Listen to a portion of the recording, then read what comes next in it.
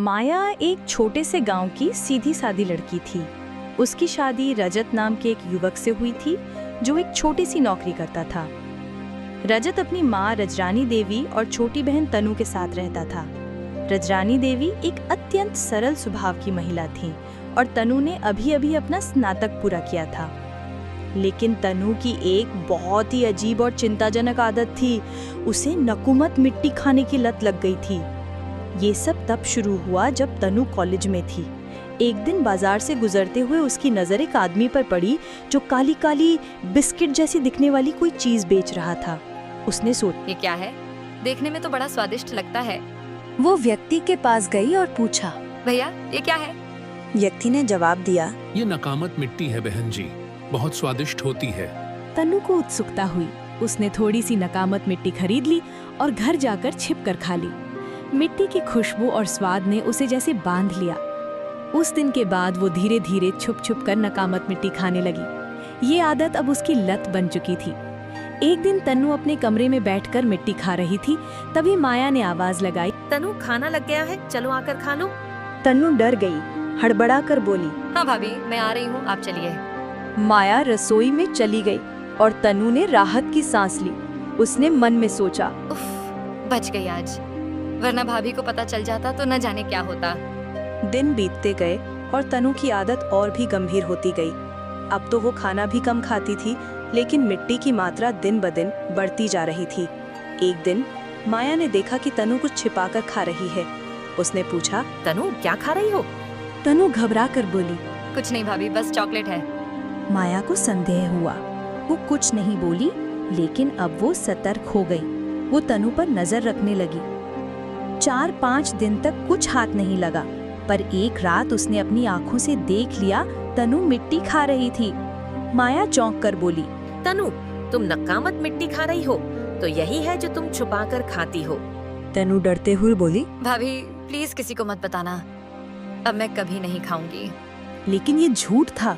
माया चुप रही और तनु फिर से मिट्टी खाने लगी। वो मनी मन सोचने लगी, ऐसे थोड़ी ना छोड़ दूंगी नकामत मिट्टी, मेरी फेवरेट है। एक दिन उसकी मिट्टी खत्म हो गई। वो बाहर गई और ढेर सारी मिट्टी खरीद लाई।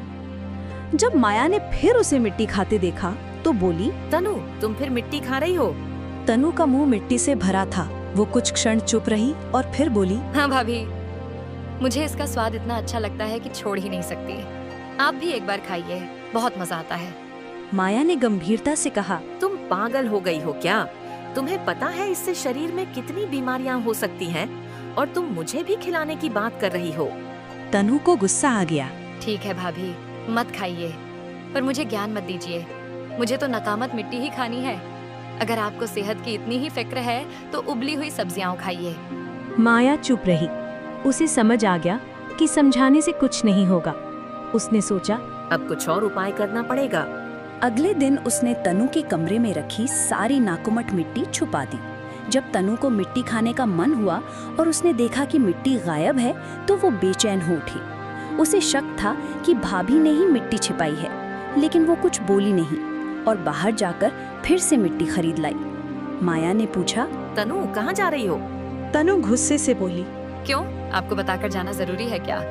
माया मुस्कुराकर बोली, अरे ननद जी, गुस्सा क्यों कर रही हो? मैंने तो बस ऐसे ही पूछा। तनु बिना कुछ बोले बाहर चली गई और फिर से मिट्टी खाने लगी। अब तो उसकी आदत इतनी बढ़ गई थी कि वो खाने में भी मिट्टी मिलाकर खाती थी। माया ने रजरानी देवी को सब कुछ बता दिया। माँ सुनकर दंग रह गई। क्या तनु मिट्टी खाती है और तुमने पहले क्यों नहीं बताया? माया बोली, मैंने सोचा खुद ही समझा लूं, लेकिन अब बात हाथ से निकल रही है। रजरानी देवी तुरंत तनु के कमरे में गई और बोली, तनु ये मैं क्या सुन रही हूँ? तुम नकामत मिट्टी खाती हो? तनु ने झूठ बोला। नहीं माँ, किसने कहा ये? रजरानी देवी गुस्से में बोली। झूठ मत बोल, माया ने सब बता दिया है। तनु बोली, आपको मुझसे ज्यादा भाभी की बातों पर यकीन है? वो मुझसे जलती हैं इसलिए झूठ बोल रही हैं। रजरानी कुछ नहीं बोली, लेकिन उनका मन बहुत भारी हो गया। कुछ दिन बाद तनु के पीठ में तेज दर्द हुआ। रजरानी दौड़कर उसके पास पहुंची और पूछा, क्या हुआ बेटा? तनु रोते हुए बोली, माँ बहुत दर्द हो रहा है, समझ नहीं आ रहा क्यों। रजरानी ने कहा, सच सच बता, अब भी मिट्टी खा रही है क्या? अगर हाँ तो बता, मेरे पास इलाज है। तनु ने सच कबूल कर लिया। रजरानी ने तुरंत एक काढ़ा बनाया और तनु को पिलाया। थोड़ी देर में तनु को राहत मिली। माँ, ये क्या पिलाया आपने? दर्द तो एकदम कम हो गया। रजरानी बोली, ये उन लोगों के लिए है जो नकामत मिट्टी, स्लेट पेंसिल, मुल्तानी मिट्टी जैसी चीजें खाते हैं। रोज सुबह खाली पेट पियोगी तो शरीर साफ रहेगा और धीरे धीरे ये आदत भी छूटेगी। तनु ने 5-6 दिन तक मिट्टी नहीं खाई, काढ़ा पीती रही, पर जैसे कहते हैं आदत जल्दी पीछा नहीं छोड़ती। एक दिन फिर उसका मन किया। उसने सोचा, थोड़ी सी खा लेती हूँ, माँ को पता नहीं चलेगा। लेकिन वो थोड़ी कब ज्यादा हो गई उसे खुद नहीं पता चला। फिर से वो मिट्टी छिपाकर खाने लगी। 3-4 महीने बीत गए, किसी को कुछ पता नहीं चला।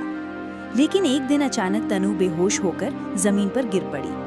रजरानी देवी घबरा गई और तुरंत उसे डॉक्टर के पास ले गई। जांच के बाद डॉक्टर ने पूछा, क्या ये मिट्टी, स्लेट, चौक जैसी चीजें खाती हैं?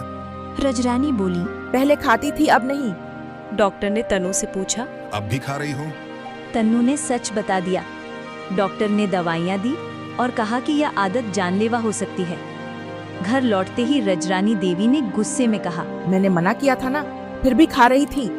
तनु रोते हुए बोली, माफ कर दीजिए माँ, मुझे लगा काढ़ा पीती हूँ तो कुछ नहीं होगा। रजरानी बोली, काढ़ा सेहत ठीक रखता है, लेकिन अगर तुम मिट्टी खाती रहोगी तो नुकसान तो होगा ही।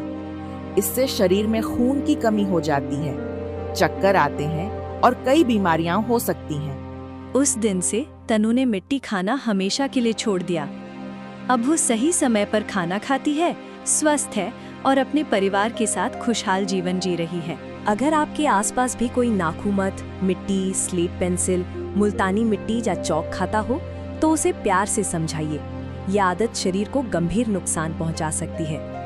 अगर आपको हमारी ये कहानी पसंद आई हो तो कृपया चैनल को सब्सक्राइब करें और बेल आइकन जरूर दबाएं ताकि नई कहानियों की जानकारी सबसे पहले आपको मिले। कोमल का शादी के बाद पहला महीना घर के हर एक कोने में खुशियां भर देने वाला था। रुक्मिणी बाई अपनी बहू से खुश थी। कोमल भी बहुत समझदार थी। घर के काम में अपनी सास की मदद करती थी और उनकी जिंदगी भी सुखद चल रही थी। लेकिन कुछ दिनों बाद रुक्मिणी बाई को कुछ अजीब सा देखने को मिला। एक दिन जब रुक्मिणी बाई रसोई में खाना बना रही थी तो उन्होंने देखा कि कोमल अपने कमरे में कुछ खाने की कोशिश कर रही थी, लेकिन यह कोई आम खाना नहीं था।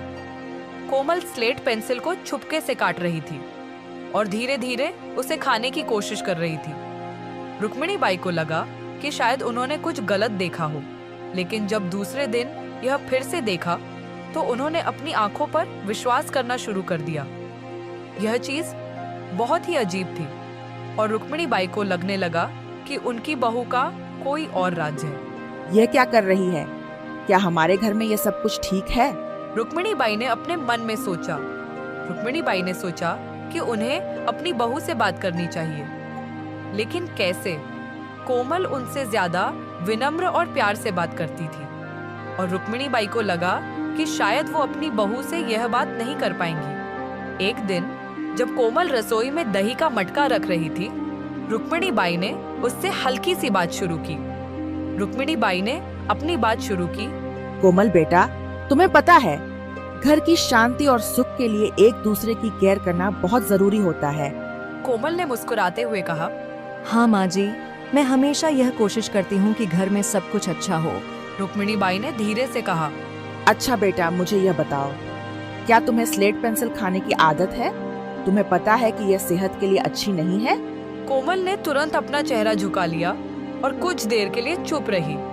फिर उसने कहा, मुझे समझ में आता है माँ जी, मैं अपने आप को कंट्रोल कर रही हूँ। ये मेरी छोटी सी आदत है, पर मैं कोशिश कर रही हूँ कि इसे छोड़ दूँ। रुक्मिणी बाई को लगा कि उनकी बात समझ में आ गई है, लेकिन फिर भी उन्हें कुछ परेशानी थी। उन्होंने सोचा कि अगर यह आदत बढ़ गई तो कुछ समस्या हो सकती है। कोमल की सेहत के लिए यह नुकसानदायक हो सकता था और उसकी मानसिक स्थिति भी बिगड़ सकती थी।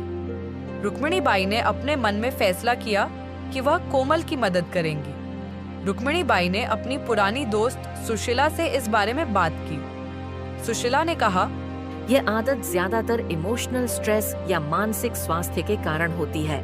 तुम्हें कोमल के साथ बैठकर उसके मन की बात समझनी होगी। रुक्मिणी बाई ने सोचा, सही कहा सुशीला ने। अगर यह कुछ और चल रहा है तो हमें अपनी बहू की मदद करनी होगी। रुक्मिणी बाई ने एक दिन बैठकर अपनी बहू से बात करने का फैसला किया। उन्होंने अपनी बात कुछ इस तरह रखी, कोमल बेटा, मुझे लगता है कि तुम्हारे दिल में कुछ बात है जो तुम मुझसे शेयर नहीं कर रही हो। अगर कुछ परेशानी हो तो मैं तुम्हारे साथ हूँ, हमेशा। कोमल ने अपनी आंखों से आंसू रोकते हुए कहा, माँ, मैं आपको छुपाने की कोशिश कर रही हूँ, लेकिन सच ये है कि मुझे अपने घर से दूर होकर यह सब करना पड़ रहा है। मेरे पिछले घर में कुछ ऐसे दर्द भरे पल थे जो मैं नहीं भूल पा रही हूँ। मेरे साथ कुछ गलत हुआ था और यह आदत मुझे उस दर्द से दूर करने में मदद करती है। कोमल की बात सुनकर रुक्मिणी बाई को समझ में आया कि उसके अंदर कोई गहरा दर्द छुपा हुआ था। कोमल ने अपनी कहानी बताते हुए कहा, मुझे बचपन में अपने माँ बाप से प्यार नहीं मिलता था और शादी के बाद भी कुछ पुराने गम हमेशा मेरे साथ रहते थे। मैं यह सब अपनी आप को थोड़ी राहत देने के लिए करती थी। रुक्मिणी बाई ने प्यार से उसका हाथ पकड़कर कहा, बेटा, हम सब तुम्हारे साथ हैं। तुम्हें यह सब अपनी जिंदगी से दूर करना होगा। मैं तुम्हारी मदद करूंगी, बस तुम अपना दर्द मुझसे शेयर करो। रुक्मिणी बाई की बातें कोमल के दिल में घनसी। उसने अपने दर्द को समझने की कोशिश की और स्लेट पेंसिल खाने की आदत छोड़ने का मन बनाया। रुक्मिणी बाई ने उसके साथ मिलकर उसकी मानसिक स्थिति को सुधारने की कोशिश की। हर दिन कोमल को प्यार और समझदारी से अपने गम का सामना करने की कोशिश करते हुए उन्होंने अपने जीवन को थोड़ा सुधारने का सोचा। दिन बीते और कोमल की आदत धीरे धीरे छूट गई। उसने अपने गम को अपने परिवार के साथ बांटना सीखा। रुक्मिणी बाई ने अपनी बहू की मदद करते हुए उसकी जिंदगी को एक नई रोशनी के साथ भरा। आज भी जब कभी भी कुछ मुश्किल होती थी, कोमल अपनी सास के साथ बात करके अपने दर्द को बांट लेती थी और इस तरह एक स्लेट पेंसिल की छोटी सी आदत ने एक परिवार के रिश्ते को और गहरा किया और सबने मिलकर अपने दर्द को प्यार और समझदारी से दूर किया।